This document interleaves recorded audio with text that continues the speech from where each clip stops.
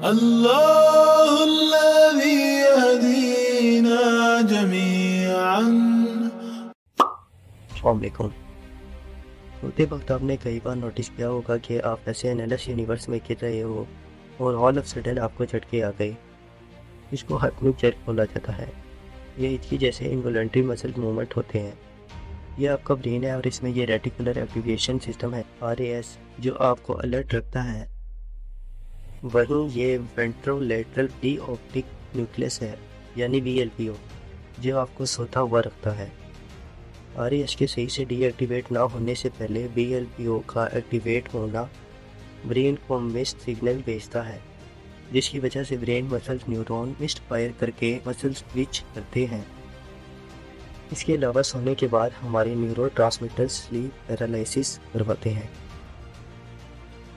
जिससे हम sleep walk नहीं करते। अभी ये ब्रेन हवे कन्फ्यूजन की वजह से सबको आप देखते वक्त भी ये हमें महसूस हो सकते हैं। साइंस के मुताबिक जब इंसान जंगलों में रहते थे तो ये दरख्तों पर सोते थे, तो दरख्तों से गिरने से बचने के लिए इंसान में डेवलप हुआ मैकेनिज्म है ये।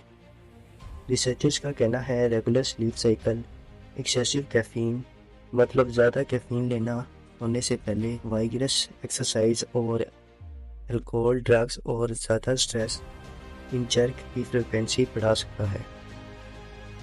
आज की वीडियो में इतना ही। आज की वीडियो में इजाज़त दीजिए। वीडियो अच्छी लगे तो लाइक कर दीजिएगा, चैनल को सब्सक्राइब कर बेल के आइकन पर पुश कर ऑल पर क्लिक कर दीजिएगा ताकि हमारे चैनल की हर नई आने वाली अपडेट आपको मिलती रहे। शुक्रिया। अल्लाह हाफिज़। الله الذي يهدينا جميعا।